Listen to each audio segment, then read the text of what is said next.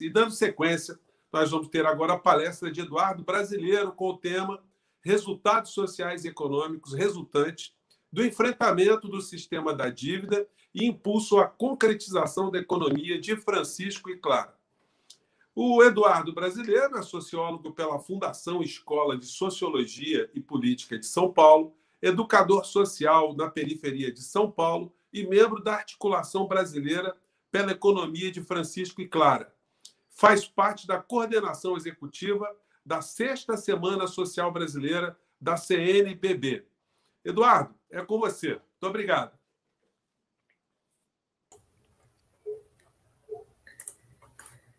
Ligou. Zé Fernandes, muito obrigado por essa bonita mediação que você está fazendo e agradeço em especial a Maria Lúcia pelo convite de sempre. Maria Lúcia é uma querida amiga generosa, sempre abrindo portas para a discussão da economia de Francisco e Clara. Ao Panúzio, que é um grande prazer estar com ele aqui, uma grande referência da mídia, na luta social, e a Priscila, que nos traduz, né? Então, muito obrigado, Priscila, por estar aqui conosco. Ao Antônio Edmar também, que foi um tempo danado dele de exercício aqui de cuidar dos assessores para que a gente estivesse nessa sala aqui. Então, agradeço, e a cada um e a cada uma que nos acompanha. E, de fato, eu venho deste lugar de discussão da economia de Francisco e Clara, que é um fruto de um grande chamado do Papa Francisco, e desse modo eu pude encontrar a Maria Lúcia em Brasília, em muitos encontros para conhecer toda a plataforma de discussão da auditoria e levar essa discussão para essa plataforma que o Papa Francisco criou de discussão. E não foi à toa, eu saí lá da sede da auditoria ali em Brasília com uns calhamaços para levar para o Brasil inteiro de documentos importantes para a gente discutir com o povo e que estão na linha de urgência da discussão de uma nova arquitetura econômica onde a dívida não seja o vício que assola todas as outras políticas sociais, que rouba as políticas sociais, políticas públicas, políticas como um todo, pensando amplamente a difusão de uma economia para a vida. E já que vivemos num modelo de sociedade onde estamos na centralidade de uma crise do modo capitalista, ou seja, uma crise estrutural, e por essas características, é uma crise prolongada que viveremos, é urgente, né? É urgente que nós possamos reunir setores da sociedade e aproveitar essa liderança expressiva que o Papa Francisco representa em reunir figuras de diversos campos e aspectos da sociedade para contribuir num novo paradigma econômico. A crise que nós estamos vivendo, ela parece cobrando muito da vida do nosso povo. A economia está cada vez mais concentrada e mesmo quando a economia cresce, isso não acarreta em melhora para as famílias. É o que nós estamos vendo aí com a farsa do PIB, né? Bancos e corporações internacionais que abocanham essa economia. Mas essa ideia de separar a economia da política é como se a primeira fosse pautada por decisões técnicas e a segunda por ideologia, né? É um completo equívoco. E é um dos grandes desafios que nós temos enquanto difusores, né, e pessoas que são promotoras de uma reflexão de uma nova economia brasileira, uma nova economia global, de difundir o grande equívoco que se faz ao separar a economia da política, né? E essas decisões econômicas que afetam de forma diferente as pessoas e as camadas sociais. Então, uma coisa que se difundiu na discussão da economia de Francisco e Clara é que o Papa Francisco ele fez esse chamado lá em Roma, querendo fazer uma discussão com um enfoque em duas figuras, dois santos, que podem nos parecer, até inclusive para quem não é católico, estranho, né? O Papa Francisco falar que uma nova economia está na dimensão do olhar que Francisco e Clara tiveram sobre a vida, e Francisco e Clara viveram de uma maneira austera, dentro de um regime ali de sociedade ali na Idade Média, de uma maneira simples e singela, longe da economia de mercado que já existia ali, mais próximo de uma relação de encontro integral com a sociedade, né? Com a sociedade, os pobres, com a sociedade extra-humana, os seres vivos, e nessa comunhão universal, nessa fraternidade universal, se imprimiu ali um modelo de vida que pode construir não o consumo infinito num planeta finito como o nosso, mas uma ideia de vivermos de uma maneira da partilha, uma maneira de consumir suficiente e de ter o suficiente para se viver e sonhar, né, sobre o mundo para além da razão neoliberal, para além dessa sociedade que coloca na subjetividade de cada um e cada uma a lógica empresarial de se viver. Então, o Papa faz esse convite, esse deslocamento do olhar da sociedade global para duas figuras que podem parecer até frágeis, podem parecer até tímidas, mas que têm uma raiz de discussão extremamente visceral, né? Discutir um novo paradigma de forma de viver, de forma de construir o Estado, a arquitetura econômica como aí está posta. Então, desse modo, nós nos encontramos com a economia de Francisco e Clara como uma forma de compreender que podemos reformular essa visão econômica a partir desses paradigmas da ecologia integral, da solidariedade e do protagonismo de outras figuras na sociedade que não sejam os mercados, que não sejam os donos do mercado, as grandes elites econômicas, midiáticas, jurídicas, políticas, mas que sejam focados aí numa figura do protagonismo dos movimentos populares. E, nesse sentido, o Brasil ele tem uma forte organização de movimentos populares. E esses movimentos populares eles encontram ali novas arquiteturas de formas de vida. O Papa Francisco, atento a isso, ele fez um movimento muito interessante nesse período recente. Foi em 2015 que ele vai para Santa Cruz de la Sierra, na Bolívia, e passa uma semana escutando os movimentos populares. Essa escuta do Papa Francisco não é à toa. Ele fica uma semana lá percebendo a raiz da discussão da crise do sistema econômico capitalista.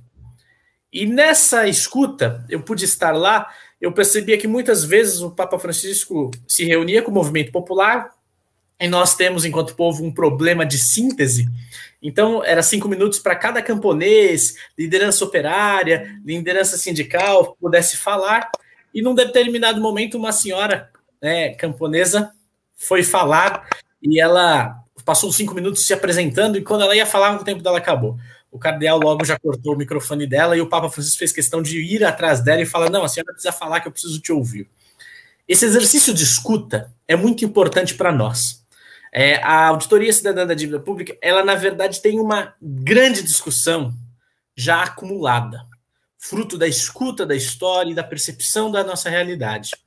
E hoje, a auditoria deve se encontrar com os grandes paradigmas dos movimentos populares. Os movimentos estão na luta, na organização, mas necessitam da escuta de um espaço como esse, da auditoria, para reverberar as suas lutas e essas lutas se encontrarem, né, as lutas populares dos movimentos por terra, por teto, por trabalho, como são os 3 T's do Papa Francisco, se encontrarem com uma plataforma de discussão que discute o que é a origem de todos os problemas que geram a precarização de serviços públicos, a subfinanciação dos sistemas todos de proteção da vida social. Então, esse encontro é muito necessário hoje para fazermos e cada vez mais de maneira estrutural para uma discussão política, né, no nosso Brasil de auditoria cidadã. Eu penso nisso porque a escuta do Papa Francisco foi muito importante quando ele abriu essa economia de Francisco. Ele convidou juventudes para serem os jovens que vão estar lá em Assis, quando já for possível acontecer presencialmente, para uma discussão de plataformas de sistema econômico. E ele chamou grandes figuras, como o Amartya Sen, o Muhammad Yunus, a Vandana Shiva, Mariana Zucato, mas nós temos a necessidade de, além dos intelectuais, ouvir os povos, sobretudo os povos do sul global, como diz né, a nossa filosofia, o nosso pensamento decolonial. Ou seja, ouvir os povos, as construções de lutas dos nossos territórios. Então, aqui no Brasil, Maria Lúcia faz parte, nós constituímos essa grande articulação brasileira pela economia de Francisco e de Clara. E essa discussão, inclusive, ela tem um cerne de que a discussão de Clara, ela é fundamental, essa figura de Clara. Eu até peguei um trecho aqui para ler para vocês, que fala justamente da nossa carta, que diz: nossa proposta de uma economia baseada no feminino, no cíclico, na acolhida, no cuidado e no afeto, pressupõe uma transição radical dos modos e nas formas de produção linear, masculinizada, que impôs uma visão de progresso baseada na extração. Assumimos uma compreensão circular do processo produtivo. Também expressa um profundo compromisso ético com as gerações que estão por vir. Esse trecho, ele sintetiza que a discussão latino-americana da economia de Francisco e Clara, ela é uma discussão pós-capitalista. E ela tem que abraçar de maneira central a discussão, né, o acúmulo da auditoria cidadã, para que isso seja cada vez mais o cerne da discussão, o ponto de partida da discussão para a recomposição de um Estado que garanta a vida plena para o nosso povo, ou seja, uma economia que faça viver e que não mate. Bem, então, eis o grande cenário que nós estamos colocados e posicionados, e com o advento aí da pandemia, a economia de Francisco, ela surge antes, não tinha como visualizar esse cenário, agora se aprofunda cada vez mais a necessidade de construção de uma plataforma de proteção social ampliada para o nosso povo. O combate à fome, o combate aos sistemas públicos que estão destruídos, sucateados, o combate a toda a gama de políticas de privilégios dentro do Estado brasileiro e também na nossa sociedade, perpassa a discussão dessas novas economias e dessa economia de Francisco e Clara.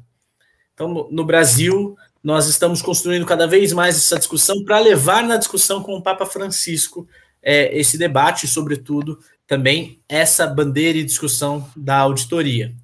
Mas, no cerne dessa discussão, a nível global, há um grande interesse de elites em abocanhar essa discussão do Papa para uma reforma do Estado capitalista.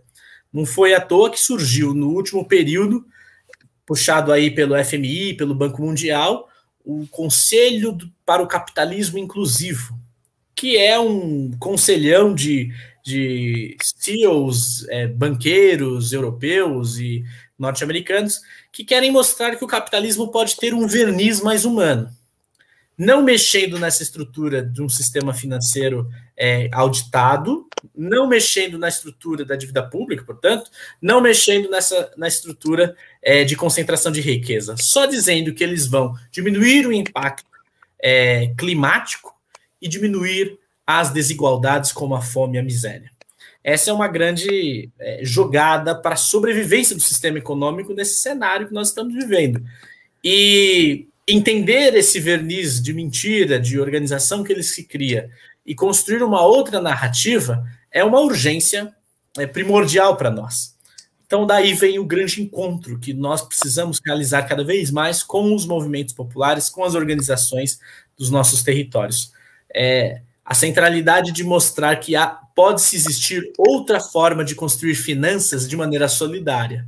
Aí existe a economia solidária, aí existe os bancos de desenvolvimento comunitário, finanças que coloquem na centralidade a pessoa e o fortalecimento comunitário. De modo que também, inclusive, fortaleça, a partir desse gesto, né, a organização e a resistência dos movimentos populares que sofrem também um desgaste, a criminalização nos territórios. Então, a tarefa de primeira ordem nossa é, de fato, fortalecer essa grande articulação nos territórios para que a gente alcance o debate com a população. E por isso, a economia de Francisco e Clara, ela está no cerne da discussão das casas de Francisco e Clara, né? O que são as claras, as de Francisco e Clara? São espaços nos territórios, como também a auditoria estabeleceu aí os comitês das regiões nos estados, são casas que surgem no território das pessoas, ou seja, no bairro das pessoas. A primeira casa começa a surgir agora em Florianópolis. Temos 2 casas aqui onde eu falo, de São Paulo, uma na Zona Leste e outra na Zona Sul. Na Ceilândia, em Brasília, no Maranhão, começam a surgir essas casas para serem espaços territoriais onde chegue na vida do povo a discussão de novas economias. E é um espaço para a gente poder desenvolver a auditoria cidadã da dívida de uma maneira de educação popular, entender a estrutura que nós estamos vivendo de desigualdade, mostrar todo esse acúmulo que a auditoria traz, mas fundamentalmente numa linguagem popular, que chegue na vida do povo e o povo entenda o jogo que está colocado e a necessidade de virar esse jogo. As casas estão surgindo e eu estou fazendo esse diálogo abertamente que eu precisava fazer com a Maria Lúcia, da gente começar a conversar como a gente traz essa discussão da auditoria para as casas, que são espaços de comunidades populares, de organizações que estão organizadas para essa discussão. Então, um primeiro eixo de discussão de territorializar passa por essa dimensão.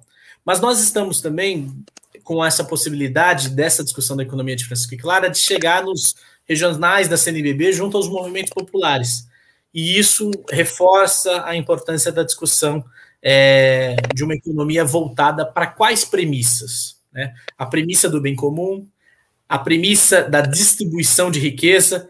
Temos algumas ideias que são forças para a gente fazer um debate econômico fundamental, né? Um debate econômico que esteja na perspectiva de uma outra doutrina político-econômica, né? Ou seja, numa outra perspectiva, que não limite mais o Estado, né?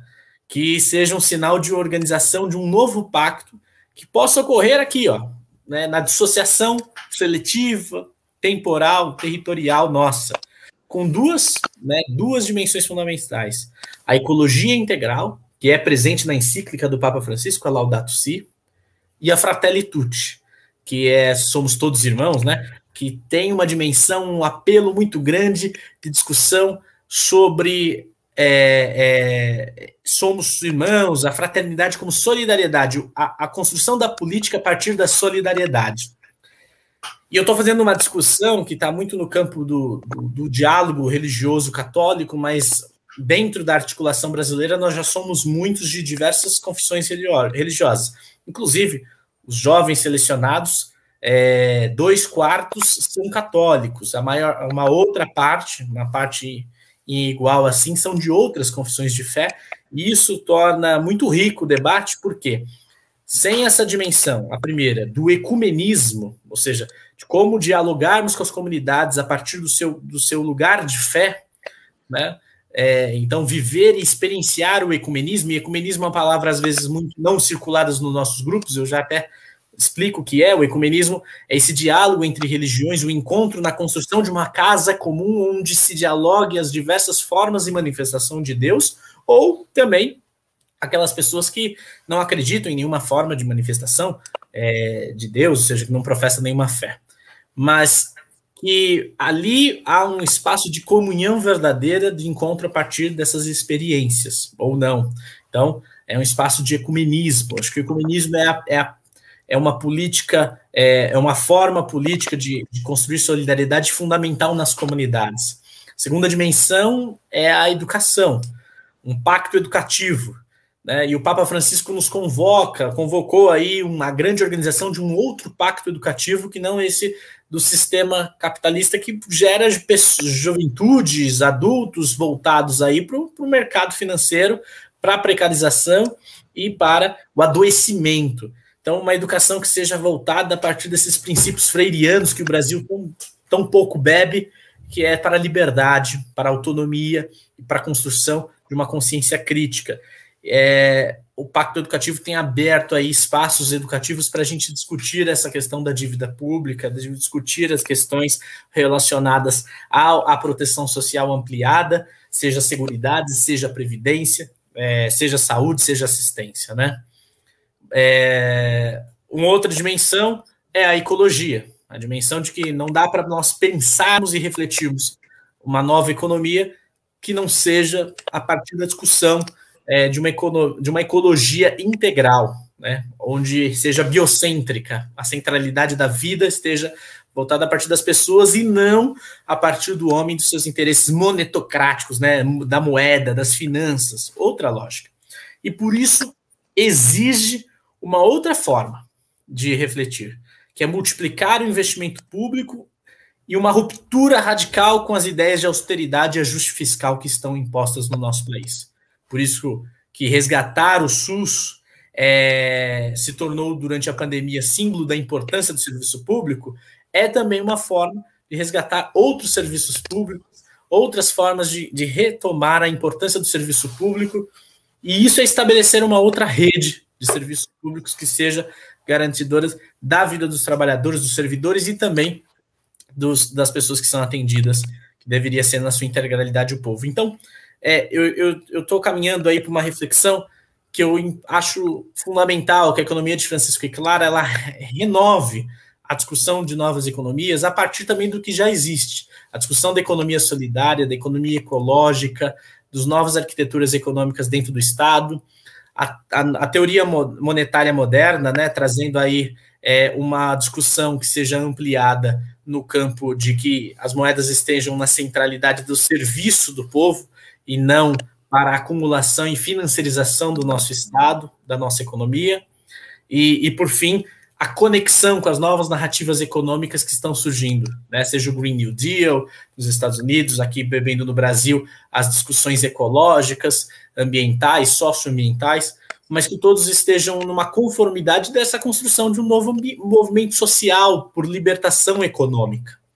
E essa, por fim, né, finalizando, é uma renovação política que nós vimos e está presente na discussão que o Papa Francisco faz nessa entrada aí da nossa década, que nós entramos aí no século, na terceira década desse nosso século, que abre um cenário de lutas e disputas importantes, e que, se nós conectados e presentes nessas discussões, faremos com que elas valham a pena e gerem novas demandas de discussão política pública, porque se nós não aproveitarmos a economia de Francisco e Clara, outros aproveitarão. Esses serão os banqueiros, as redes os empresários cristãos que estão por aí fazendo vários encontros querendo pegar a proposta do Papa Francisco por essa ideia de capitalismo inclusivo, e na verdade a gente quer fundamentar a discussão a partir da emancipação do povo.